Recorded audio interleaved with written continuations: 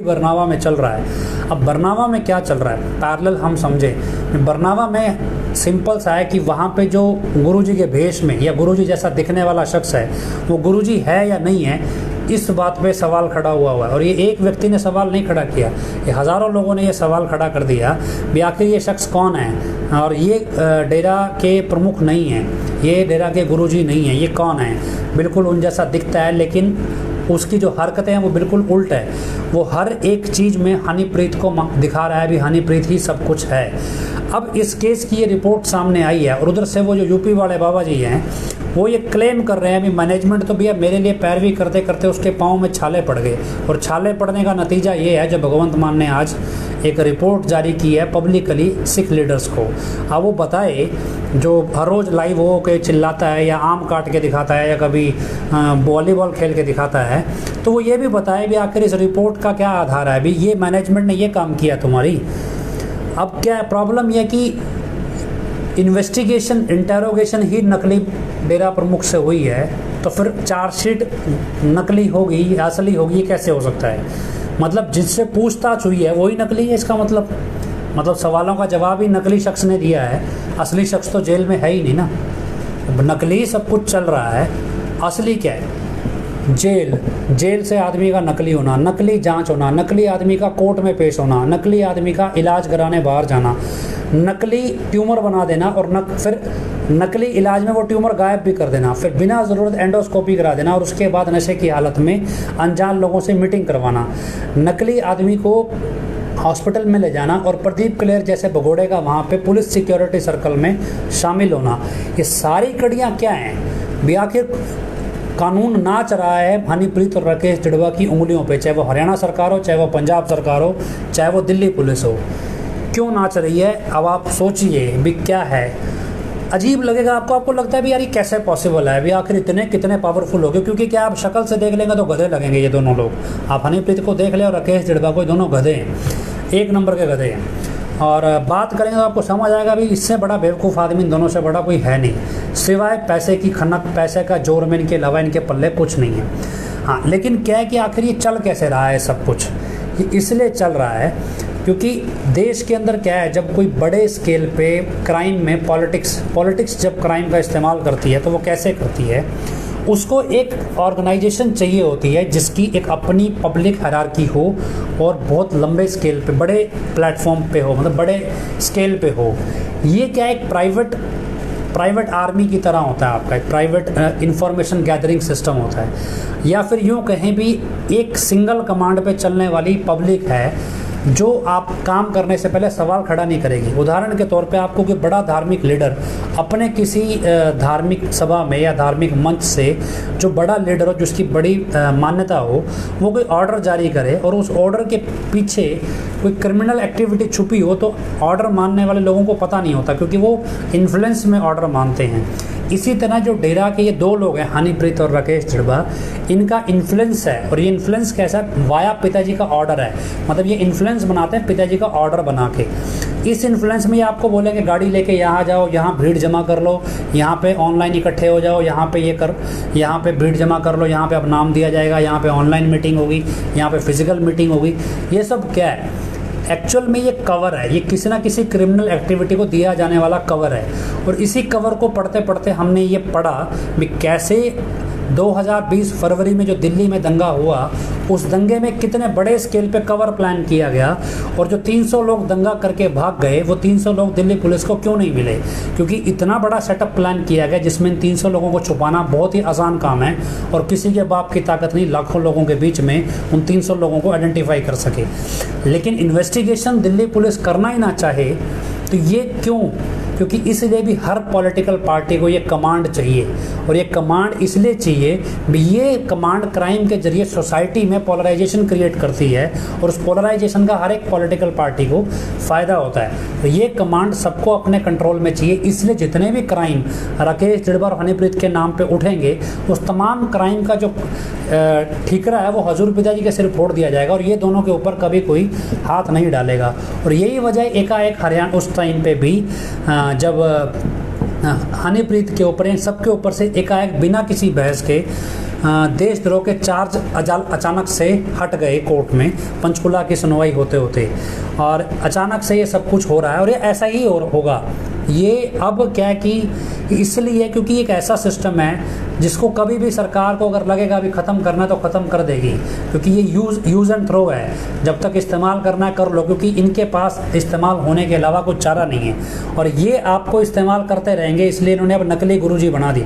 अगर नकली गुरुजी का बाहर आने का मतलब क्या है भी, जेल का पूरा एडमिनिस्ट्रेशन, पूरी हरियाणा गवर्नमेंट, यूपी की जो मौके की रीजनल एडमिनिस्ट्रेशन है, पीजीआई रोहतक, पूरा मेडिकल बोर्ड हरियाणा का जो सीनियर मोस्ट मेडिकल बोर्ड है, इंक्लूडिंग एम्स को भी इसमें पार्टी बनाया गया, हरियाणा गवर्नमेंट, पंजाब गवर्नमेंट और दिल्ली पुलिस, इन सब का कॉम्बिनेशन मिलके चल रहा है जो ये फिलहाल बरनावा में हो रहा है। अगर ये सच है तो, अगर इतना सब कुछ चल रहा है तो अब अगर ये मसला कोर्ट में आ जाए तो कोर्ट क्या करेगी? कोर्ट क्या करेगी? कोर्ट सिर्फ एक मेडिकल, क्या कोर्ट बोलेगी डीएनए सैंपलिंग कर लो, डीएनए टेस्ट करा लो? जब पीजीआई और एम्स जैसे इंस्टीट्यूट ही कंप्रोमाइज्ड हैं तो क्या मेडिकल एग्जामिनेशन सेटिस्फैक्ट्री होगा?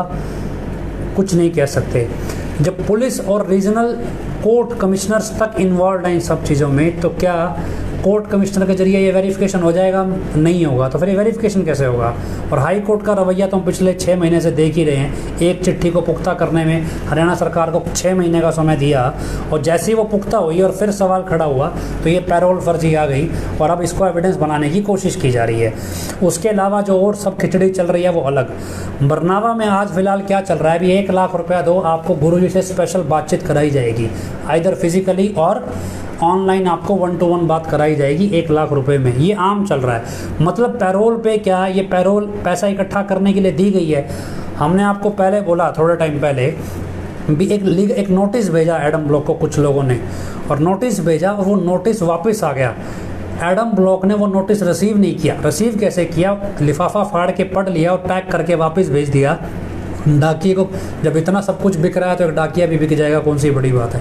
तो वो नोटिस वापस भेज दिया भी यहाँ पे, मतलब डेरे के एडम ब्लॉक में PR नैन नाम का शख्स कोई रहता ही नहीं है, ये डाक विभाग का कहना है। अब आप अंदाज़ा लगाएं भी नोटिस वापस आ गया। इसके अलावा ये नोटिस हनीप्रीत की कोठी से वापस आ गया भी, हनीप्रीत प्रियंका तनेजा नाम की कोई लेडी यहाँ पे रहती ही नहीं है, वहाँ से भी ये नोटिस वापस आ गया। सच कहूँ से नोटिस वापस आ गया भी। सच कहूँ कि प्रेस में कोई प्रकाश सरवारा या तिलक राज शर्मा नाम का कोई संपादक है ही नहीं। मतलब ये नोटिस वहाँ से भी वापस आ रहे हैं। अजीब है ये नोटिस कैसे वापस आ रहे हैं, क्योंकि अब आप रजिस्टर्ड एड्रेस पे नोटिस भेज रहे हैं रजिस्टर्ड पोस्ट से, और वो नोटिस वापस आ जा रहा है। चलिए वो तो अलग बात है। ये मसला क्या है? ये छोटा मोटा नहीं है, ये 2 से 3 हज़ार करोड़, अब तो पता नहीं कितना गुना इन दिनों जो चल रहा है, डेली 10-10 करोड़ रुपया जो ये मीटिंग्स के नाम पे इकट्ठा हो रहा है बरनावा में, और पुलिस बाहर पहरा दे रही है उस पैसे पे बैठ के। अंदर क्या चल रहा है घटनाक्रम मालूम नहीं। आपको एक दिलचस्प बात बताएं, हमने आपको 2 दिन से छुपाए रखी कि बठिंडा की मीटिंग के बाद अचानक से बरनावा में मीटिंग बंद क्यों हो गई। असल में कुछ सफाई कर्मचारी जो वहाँ पे सफाई कर रहे थे, उनके अंदर वहाँ से एक अफवाह उड़ी है या फिर एक खबर निकली है। वो खबर ये निकली है भी सफाई करते दौरान बठिंडा के जब लोग वहाँ पे आए मिलने, बरनावा में लगभग 50,000 से 1 लाख लोग वहाँ पे जब आए, तो उनकी गाड़ियाँ बिना चेकिंग के पंडाल के अंदर लगवाई गई। और उसके बाद जब वो गाड़ियाँ गई तो जैसे ही वो प्रोग्राम ख़त्म हुआ तो आधे घंटे के अंदर अंदर फटाफट से वो पंडाल खाली करवा लिया गया, सफाई करने नहीं दी गई। लेकिन बाद में जब सफाई की गई तो कहते हैं कि वहाँ ये अफवाह उड़ी है या वहाँ से खबरें निकली हैं कि सफाई करने के दौरान पंडाल में विस्फोटक सामग्री मिली है, मतलब बारूद मिला है, एक तरह का विस्फोटक सामग्री मिली है। अलग अलग हिस्सों में 5 या 6 पैकेट सुनने में आ रहा है मिले हैं। उसके बाद अचानक से वहाँ पे बहुत सारी पुलिस आई और ये सारे तंबू उखाड़ दिए गए और एकदम से डेरा बिल्कुल क्लीन कर दिया गया। उसके बाद ये भी जानकारी आई भी कुछ प्राइवेट सिक्योरिटी के लोग 3-4 गाड़ियों में बैठ के पंजाब वहाँ पे बरनावा पहुँचे जो सत्संगी नहीं थे, और उन्होंने वहाँ की सिक्योरिटी का जिम्मा संभाल लिया। अब मौजूदा समय की ये है कि अब वहाँ पे उत्तर प्रदेश का लोकल बंदा कोई भी सिक्योरिटी में तैनात नहीं है, सब सिर्फ हरियाणा और पंजाब के लोग ही हैं। उत्तर प्रदेश के स्थानीय लोगों को वहाँ से बाहर निकाल दिया गया है। अब उस चार दीवारी में क्या प्लानिंग चल रही है, क्या चल रहा है, ये किसी को नहीं मालूम है, लेकिन इतना मालूम है भी डेली वहाँ पे मीटिंग्स के नाम पे करोड़ों रुपया इकट्ठा हो रहा है, और वो कौन से क्राइम के लिए हो रहा है और कैसे हो रहा है ये मालूम नहीं है। इसके अलावा अगर वास्तव में वहाँ पे विस्फोटक पदार्थ मिला है, अगर वास्तव में बरनावा में विस्फोटक पदार्थ मिला है, तो क्या बठिंडा की मीटिंग की आड़ में जो बिना चेकिंग के गाड़ियां पंडाल में घुसाई गई, क्या उन गाड़ियों के बीच में किसी ऐसी गाड़ी में विस्फोटक सामग्री पंजाब भेजी गई है? तो क्या ये संभव है? तो हो सकता है भी ये भी संभव हो, क्योंकि जब मोड़ मंडी बम ब्लास्ट करवाया जा सकता है तो ये अगला कोई करवा देंगे तो कोई बड़ी बात नहीं है, क्योंकि ये चीज़ दिख रही है। दूसरा ये भी सोचना है कि जब 20 से ज़्यादा मेमोरेंडम भगवंत सिंह मान को दे दिए गए पंजाब सरकार में, तो भगवंत मान ने उस मेमोरेंडम पे क्या कार्रवाई की, क्यों नहीं संज्ञान लिया, और मेमोरेंडम देने वालों को क्यों नहीं बुलाया कभी भी? आखिर किस बिना पे आप बोल रहे हैं भी ये मास्टरमाइंड राकेश डिडबा है, आपके पास क्या सबूत हैं? ये भी एक अपने आप में स्पष्ट है भी क्या भगवंत मान अब डेरा के क्रिमिनल सिंडिकेट का एक हिस्सा बन चुके हैं, ये भी आपको सोचना है। और क्या ये जो बरनावा से इस तरह की खबरें आ रही हैं, और कल को जैसे बोला गया अभी सलावतपुरा में मीटिंग होनी है, तो हो सकता है ये विस्फोटक आगे जो ऑनलाइन मीटिंग्स हो रही हैं, ये उन ऑनलाइन मीटिंग्स के लोकेशन से ये आगे ट्रांसफ़र कर दिया जाए अगर वहाँ से आया है तो। और कल को कोई भविष्य में वारदात हो और आप घर बैठे समाज के दुश्मन बन जाएं भी डेरा के लोगों ने इस वारदात को अंजाम दिया, तो आप क्या करेंगे? तो आप तब बोलेंगे भी क्या बाबा जी यूपी वाले असली थे कि नकली, या आपको बिना चेकिंग वहाँ पे सब कुछ किया गया, कैसे किया गया? आपको अंदाज़ा लगे भी क्यों हजूर पिताजी के टाइम जब 2017 के समय में 17 से पहले या 25 अगस्त 17 से पहले किस तरह से मीटिंग्स करवाई जाती थी, कितना चेकिंग प्रोटोकॉल होता था, और अचानक से सारा प्रोटोकॉल ख़त्म क्यों कर दिया गया? ये सारी चीज़ें आपको सोचनी चाहिए और समझनी चाहिए, क्योंकि कल जिस ट्रैक पे मान गवर्नमेंट चल रही है और जिस ट्रैक पे डेरा एडमिनिस्ट्रेशन चल रही है और जिस ट्रैक पे हरियाणा और दिल्ली सरकार और दिल्ली पुलिस चल रही है, ये डिस्ट्रक्टिव प्रोसेस है जो एक झूठ को छुपाने के लिए झूठ पे झूठ पे झूठ पे झूठ चलाया जा रहा है। एक आदमी को बचाने के लिए मर्डर पे मर्डर पे मर्डर होते चले जा रहे हैं, और ये तमाम चीज़ें किस स्केल तक पहुंच जाएंगी पता नहीं, और कब ये खुलेंगी और कौन इसे खोलेगा कुछ नहीं कह सकते भी। कल को हाई कोर्ट कितना सीरियसली इन मुद्दों को लेगी या नहीं लेगी ये भगवान जाने, लेकिन मंडे 4 जुलाई सोमवार को शायद इस मसले पर कोर्ट में कुछ सुनवाई हो भी, ये आया है, लेकिन जानकारी मिली है, पर अब कितनी होगी नहीं होगी पता नहीं है, पूरी डिटेल नहीं आई है अभी, पर सुनने में आया भी 4 तारीख को सुनवाई इसमें शायद हो सकती है। किस तरह के मसले में होती है मालूम नहीं, लेकिन कुछ इसी तरह से रिलेटेड मसलों में सुनवाई 4 जुलाई को है। तो खैर ये देखना रहेगा भी क्या होगा क्या नहीं, लेकिन अब अगर आप डेरा सत्संगी प्रेमी हैं तो आप किस तरह से सोचेंगे इन सारी घटनाक्रम को? आप कर क्या रहे हैं? हम एक ऐसे शख्स को गुरु मान बैठे हैं जो अपराधियों के टोले को ये कह रहा है भी इन जैसा शरीफ आदमी कोई नहीं है, इन जैसा भक्ति में अव्वल दर्जे का भक्त कोई नहीं है। अगर ये आपसे पैसा लूट रहे हैं तो ये सही कर रहे हैं, आपके पैसे का गलत इस्तेमाल नहीं कर रहे हैं। अगर पिछले 5 साल में आपसे 3-4 हज़ार करोड़ रुपया लूट लिया गया तो वो सही लूटा गया, मतलब वो सही, वो लगा कहाँ पर ये किसी को नहीं पता, वो कहाँ कैश गायब हो गया किसी को नहीं मालूम है। 25 अगस्त के बाद जो कैश डेरा से गायब किया गया वो कहाँ चला गया किसी को नहीं मालूम है। 45 मेंबर रातों रात करोड़पति से अरबों, मतलब रोडपति से करोड़पति और करोड़पति से अरबपति बन गए, किसी को कोई फ़र्क नहीं पड़ता है। कैसे ये पैसा कनाडा में जाके इन्वेस्ट हो रहा है, डेरा से जो संगत से लूटने वाला पैसा है, ये किसी को मतलब नहीं है उससे। मतलब क्या है कि एक तरह से हम एक ऐसे रास्ते पे बढ़ रहे हैं जहां आने वाले समय में डेरा को आतंकवादी संगठन घोषित कर दिया जाएगा एक स्केल पे आके।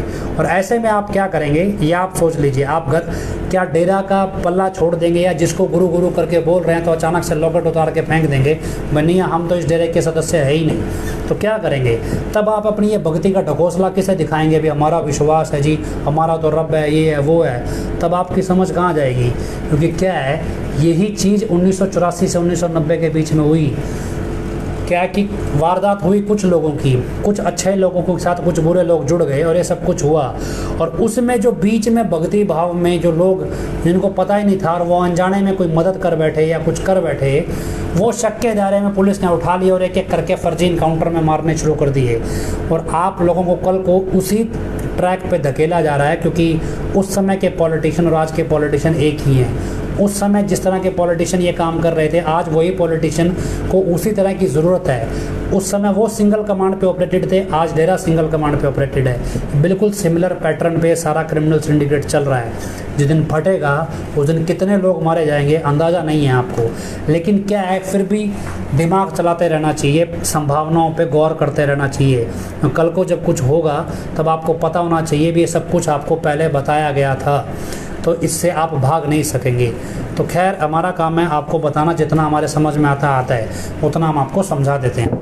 हाँ, जो ये रिपोर्ट को लेके जो आपको अगर अजीब टेंशन, हाँ टेंशन लेने के अलावा आप कर भी कह सकते हैं। उसके बाद थोड़े दिन टेंशन लेंगे, फिर आपको ढोल नगाड़ों पे छलांगे मारने, कूदा ना जाना, मतलब कूदाया जाएगा भी, छलांगे मारते रहो, कूदते रहो, और कोई मतलब नहीं है। इसके अलावा एक और जानकारी मिली, कहते हैं भी, जितना मुझे नहीं मालूम है पंजाब के बारे में, लेकिन आज एक जानकारी मिली कि जो पंजाब में जैसे श्री गुरु ग्रंथ साहिब को अलग अलग जगहों पे ले जाया जाता है, जब उनका पाठ किया जाता है, और वो बाकायदा एक प्रॉपर प्रोटोकॉल है उनका कि वो सिर पे रख के ले जाते हैं, आगे पानी छिड़कते हैं, कुछ लोग कारपेट भी बिछाते हैं, रेड कारपेट। ये सब चीज़ें चलती हैं सम्मान में, क्योंकि वो एक तरह से गुरु के तौर पर, सम्मान के तौर पर होता है। ऊपर छतरी रखी जाती है, पंखा झुलाया जाता है, मतलब पूरा प्रोटोकॉल है। और उस प्रोटोकॉल के तहत जो प्राइवेट मैरिज पैलेस हैं या ऐसे जगहें हैं जो ख़ास तौर पे मैरिज पैलेस है जहाँ पे नॉन वेज डिस्ट्रीब्यूट होता है या जहाँ पे शराब चलती है शादियों के समय पे, ऐसी जगहों पे श्री गुरु ग्रंथ साहिब को या कोई भी तरह के धार्मिक ग्रंथ को इस तरह से ले जाया नहीं जाता है। ये मतलब मान्यता है, एक प्रोटोकॉल है। अब क्या है, क्योंकि डेरा में नाम चर्चा घर हैं, डेरा के अलग अलग जगहों पे डेरे भी बने हैं, नाम चर्चा घर भी है, लेकिन उन सब को छोड़ के मैरिज पैलेस के अंदर नाम देने की प्रक्रिया को ऑनलाइन करवाया जा रहा है पंजाब में। जो जानकारी मिली है, एक जानकारी आई है महल कला नाम के ब्लॉक से भी, वहाँ पे ऐसा आज आयोजित किया गया, ये करना है। तो इस तरह की जानकारी मिली है महल कला से। तो क्या उस एरिया में कोई नाम चर्चा घर नहीं है, या आसपास कोई डेरा नहीं है, या सलावतपुर डेरा छोटा पड़ गया है, या वहाँ तक लाने के लिए संगत के पास साधन नहीं है? तो ऐसा कुछ नहीं है। लेकिन ये सब किया क्यों जा रहा है? क्योंकि जो क्रिमिनल एक्टिविटी है उसमें डेरा के अंदर जब वो होएगी तो डेरा के पुराने सेवादार सब प्रोटोकॉल को पहचानते हैं, लेकिन जब आप प्राइवेट लोकेशंस पे करते हैं तो वहाँ पे डेरा के पुराने सेवादार तो नहीं पहुँचते हैं, तो वहाँ पे अनजान लोगों को आराम से बुलाया जा सकता है और उसके बीच में जो साजिश को अंजाम देना वो दिया भी जा सकता है। तो सारी चीज़ों को आपको सीरियसली लेना चाहिए।